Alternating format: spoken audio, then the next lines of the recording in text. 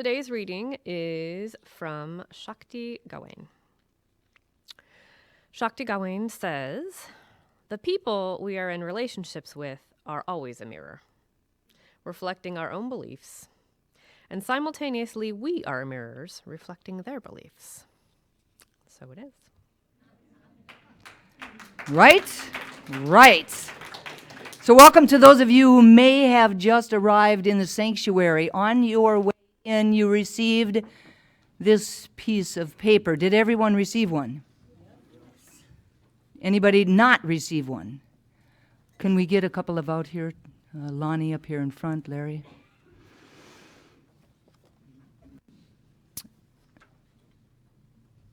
So I would love for you to take that form out along with your pencil, set it in your lap for a moment. And then I invite you to close your outer eyes, to turn within, to take a deep cleansing breath, and allow yourself to connect with your inner wisdom.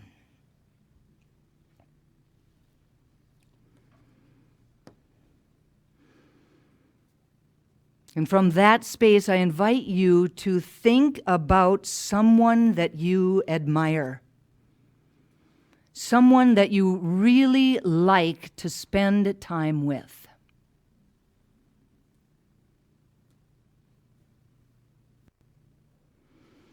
Allow the qualities of that person to bubble up in your awareness.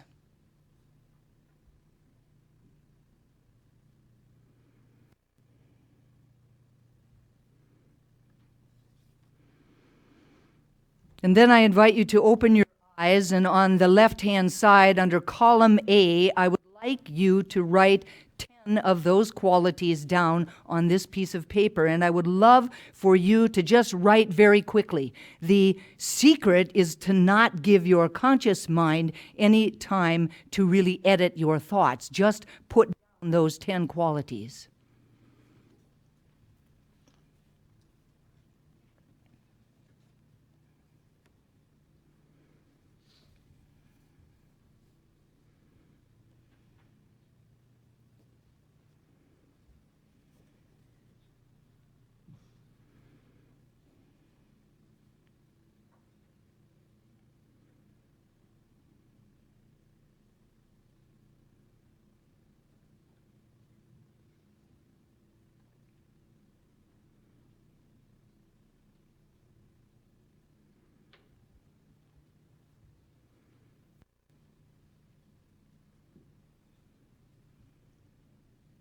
All right, now I invite you to turn within again. Reconnect with that inner wisdom. And allow yourself to focus your thoughts on somebody who perhaps irritates you, or annoys you, or makes you uncomfortable in some sort of way. Allow the qualities of this person to bubble up inside of you. What challenges you about this person?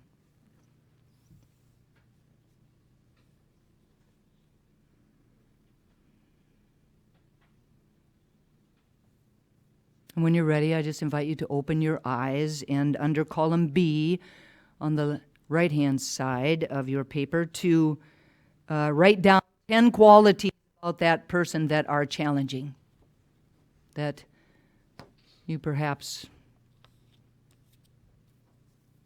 dislike or that irritate you.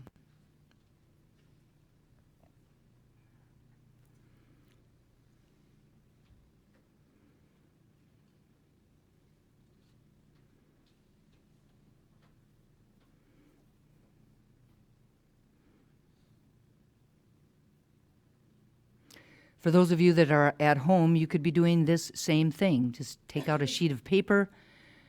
On one column, write down 10 qualities of a person that you really, really admire, that you love to spend time with in your life.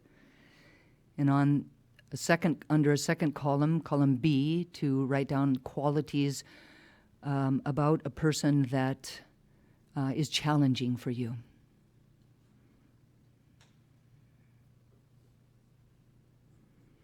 Again, just write very quickly. Don't let your conscious mind edit your thoughts. Just put down these qualities. Whatever comes up, just put it down.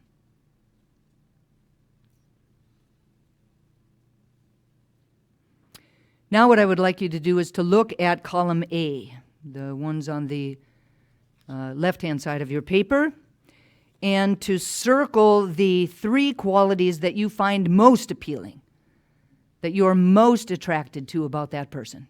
The 3 qualities in that column.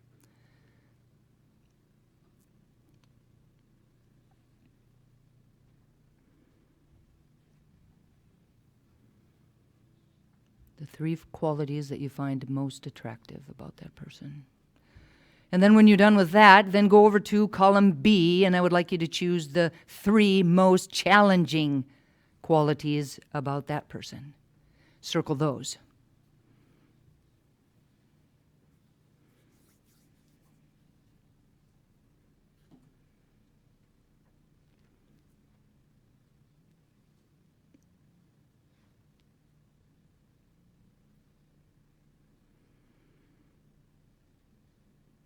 And when you're done with that, I just invite you to take that piece of paper and set it aside, flip it over on your lap, set it on the seat next to you if there's a seat next to you, and just let that go for a minute. The theme for the month of February has been all the colors of love. And my talk title today is It's Like You're My Mirror. Now, our relationships with others are an opportunity to really be able to experience ourselves and to grow. They are the most powerful vehicle that we have for awakening and for transformation that we have available to us. Every single relationship, interaction, and person in our lives can be our teacher. Because literally every single person is our mirror. This is the greatest of all relationship secrets. You know, there's all those books that we can read and all those events that we can go to, but the greatest secret of all is that each and every single person is our mirror, and it's the only one that we really need to be able to understand in order to really transform ourselves and our relationships. Let me say that again. Every single person in our life is our mirror. What this means is that they are simply reflecting parts of our own consciousness back to us. In this way, our relationships become our greatest spiritual assignments, because they really magnify what is going on within us. And it's important for us to know that. Sometimes it's subconscious or unconscious. The people that we are in relationship with are a perfect mirror of our inner relationship with ourselves, and the beliefs that we have about life and about love in general. Everything that we admire in another person belongs to us. And the same is true about those qualities that we dislike. Take a breath, everybody. Take a breath.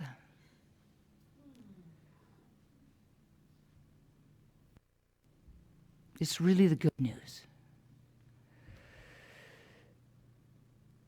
In order for us to really recognize a quality in somebody else, it must be a part of our consciousness.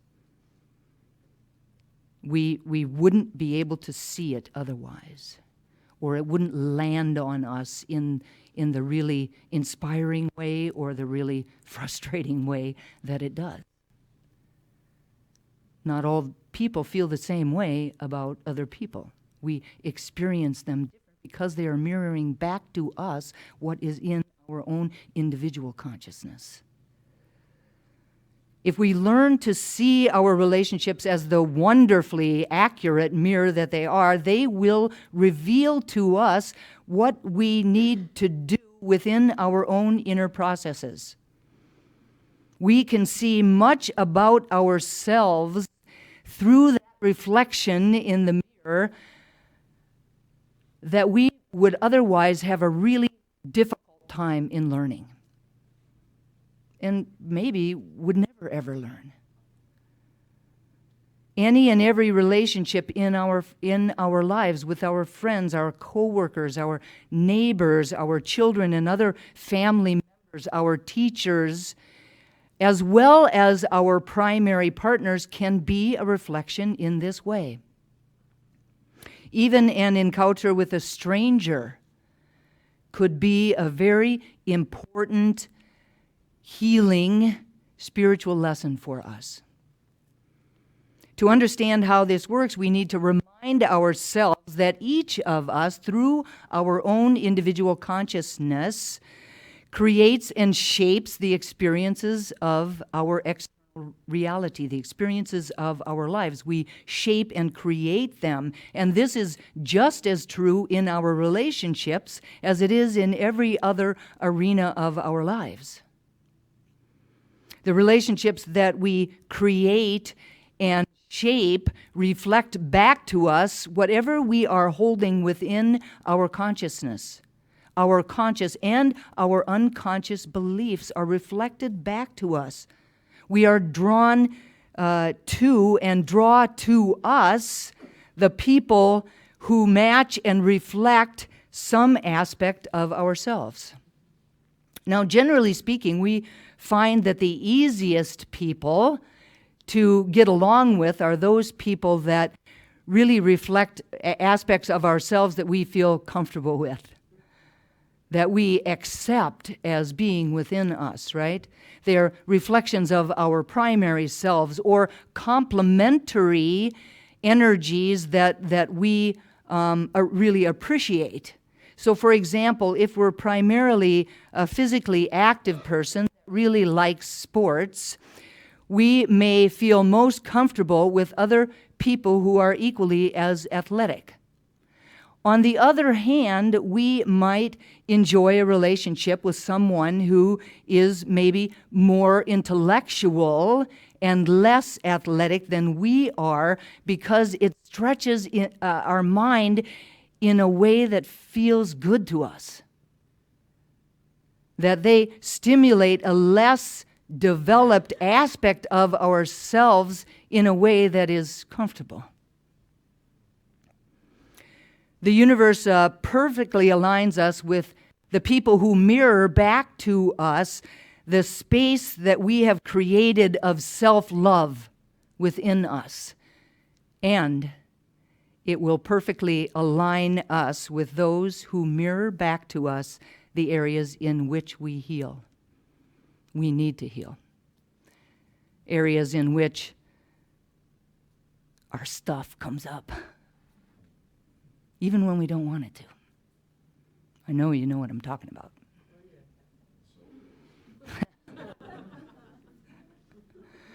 Many times we align with someone who challenges us by triggering our unhealed wounds. We often call that pushing our buttons, right? Pushing our buttons, those buttons that are there that person may have pushed but didn't install, right? They had nothing to do with the installation of that. And when that happens, we often act, or more accurately react, from places of fear or patterns of communication that actually create separation rather than connection. Now, this can look like fight or flight. It could look like confronting or withdrawing, both of which are based on fear or based on past traumas, big or small, that we actually unconsciously bring into the present moment and sometimes even project out into the future. Oftentimes it's not the present moment situation that is upsetting us, but rather an unhealed wound rooted in the past. Now, the universe lines us up with experiences that allow us to make new choices and to really let go of old patterns. Now, this can be a really deeply liberating experience if we allow it to be so. It can be a deeply liberating experience in which we discover our connection with the unconditional love that is within us and surrounding us. The unconditional love that is constantly nudging us. The unconditional love that is constantly really guiding us to our right thoughts and our right actions and our right choices. A divine conscious partnership, whether it's romantic or not romantic, is meant to be a vehicle for immense transformation for both of the parties that are involved. But in order for this to be the transformational process that it can be, both people must be willing to do the inner work. To do the inner work, to become aware, to heal, and to transform themselves. Not to change the other person, but to transform themselves. To best understand how we can powerfully use the truth that everyone is our mirror, think in terms of 3 categories: our beliefs, our qualities, and our actions. So number 1, our beliefs. Secret. Our beliefs are staring us in the face. Our beliefs about relationships, about men, about women, about love, and about life in general are all there for us to see within our relationships. We have all acquired certain beliefs throughout our lifetime that cause us to act and to react in certain habitual ways that either support us or don't support us.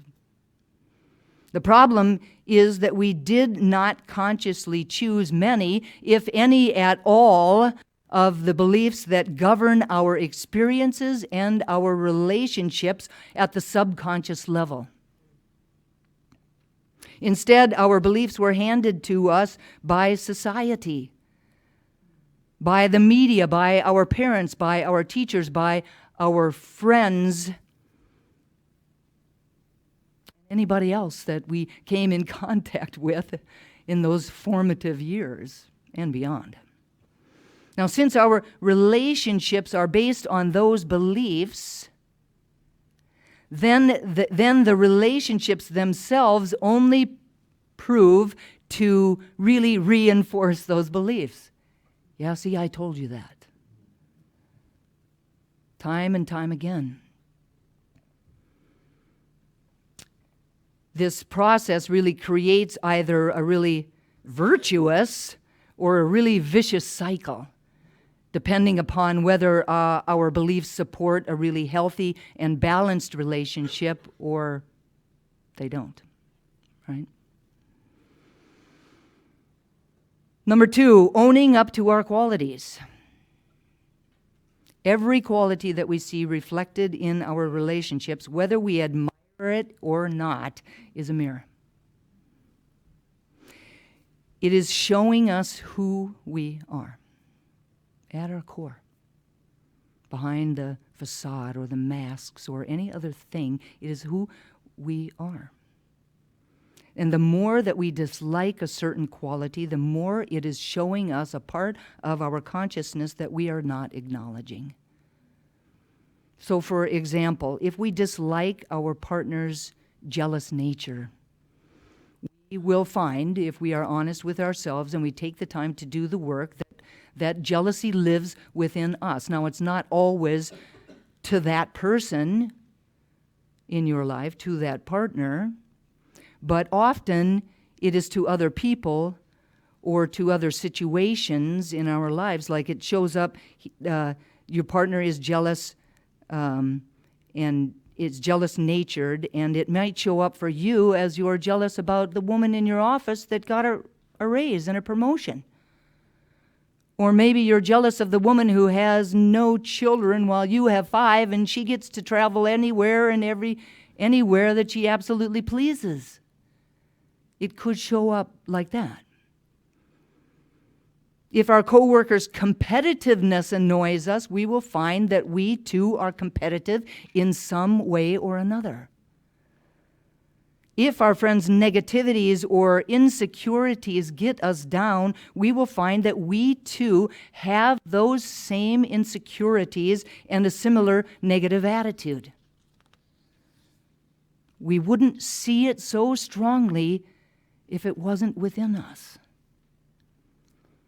Now, the only reason that these qualities are annoying, right, is because they're also ours. As long as we do not acknowledge them, then they continue to have their way with us. They will continue to frustrate us. While owning up to them provides an opportunity to grow and to heal and to transform. We may find that even some positive qualities annoy us. For example, if our partner is overly kind and giving, and if our partner's nature is really overly kind and giving, it might frustrate us. But what it is actually showing us is that we too have that within us and that we want to be more loving and kind, but we're resisting it for some reason. We're not allowing it to be expressed through us. Some underlying belief is getting in the way. Alternatively, if our partner's ability to forgive might make us uneasy. Instead of becoming frustrated, the invitation is to see it as an opportunity to learn forgiveness. To really be able to step into this idea of, thank you for giving me this experience, because I would not have made the growth or the evolution that I have without it. Thank you for giving me that experience.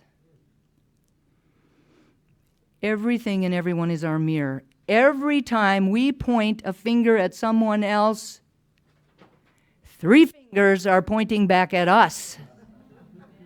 3 fingers are pointing back at us. It is only when we understand what it truly means to see ourselves reflected back at us that there is no room for blame, no room for judgment, no room to feel like a victim based on other people's actions or on other people's words. There's only room for real love, real unconditional love based on understanding and gratitude. Compromise comes easy. Forgiveness is a given, and growth is inevitable. The invitation is to go within rather than going to conflict or rather than running away. Going within means to connect with our higher self through meditation or any other way that we connect with our inner wisdom. Begin by becoming aware of the emotion or the fear that is coming up for you in that moment, within that situation, and then asking our inner wisdom to show us the first memory of that feeling, the first memory of that fear, or the underlying belief behind it. To show us that. And from there, we can allow the feelings, the inner beliefs to come up to be healed. And when we're ready, we can move through them to the other side where we can see things from a higher perspective. A perspective that looks more inward than it does outward. From there, we can call on our higher self to show us the truth of the person or the situation or of ourselves. In this space, I guarantee you, we will experience a radical shift. This is where we're going to find peace and safety and security. once we've become aware of what is back of our fear or our negative emotions, we will be able to enter a conversation with someone from a place of vulnerability, which means from an open heart. From there, we can explore our feelings, sharing with our partner or friend what we were feeling, what we were afraid of, what that hidden belief is, what do we need from the relationship, and be able to do it from a place of love and not from old patterns that clearly are not working anymore. Number 3, our actions. How do we treat ourselves and others? When our partner acts in a particular way that upsets us, if we are honest with ourselves, we will find that we too act in that same way. Most likely not towards him or her, but towards ourselves. And in all probability towards somebody else, but really towards ourselves. The more a particular action frustrates us, the more it reflects a part of us that we are not owning.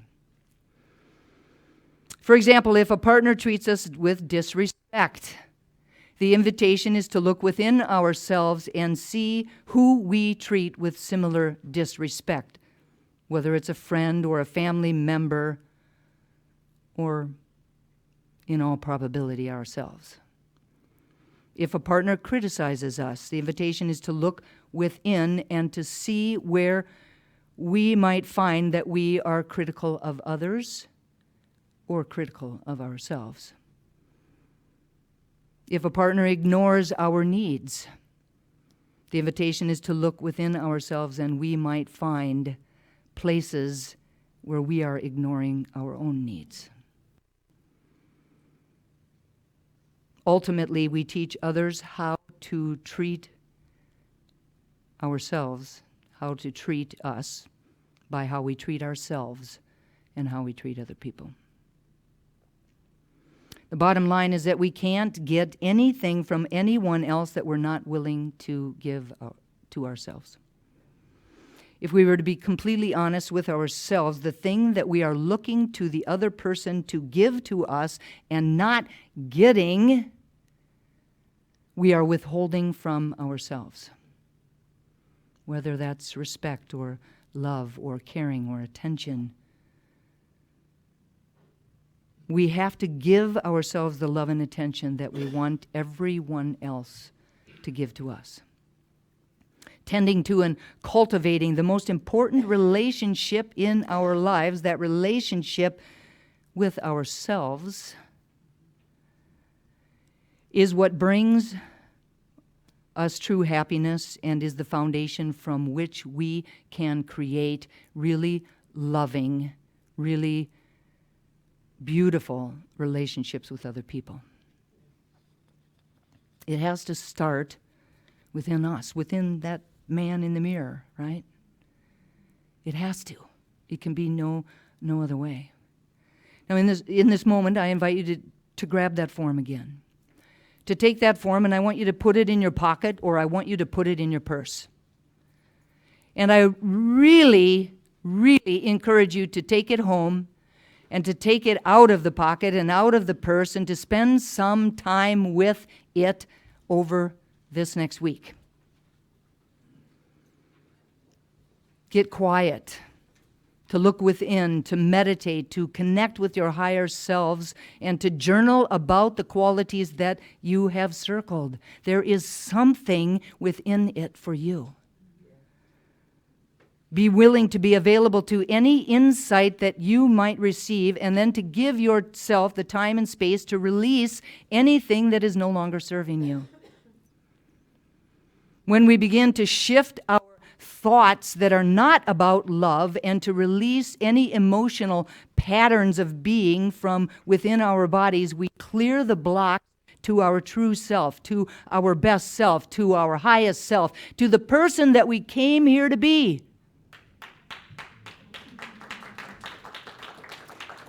When we connect with who we really are, we have the capacity to attract to ourselves all of our desires and to experience relationships that are fulfilling, joyful, loving, and inspiring.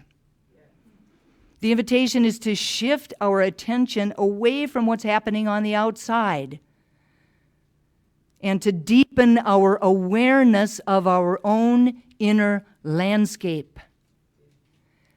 What's out there is a reflection of that. That we can do something about.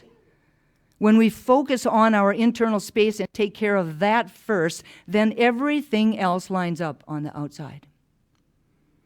So the bottom line is that we are each other's mirrors. And who wouldn't want to take advantage of that? And so it is.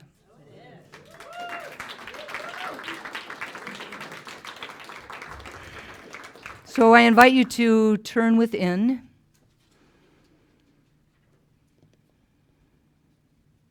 Take a nice, big, collective, deep breath.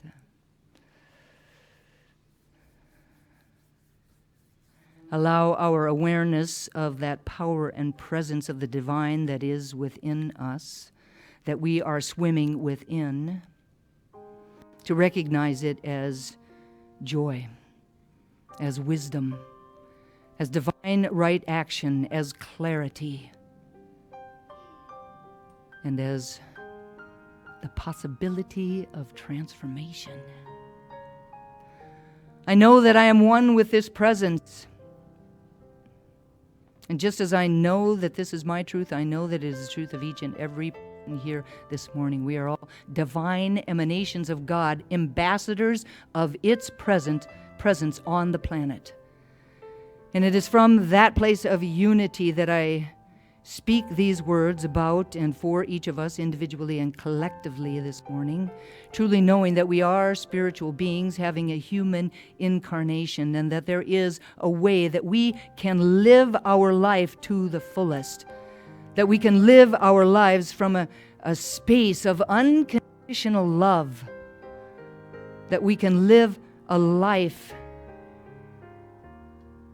that works for everyone, and that we can assist to co-create that life through our own inner work.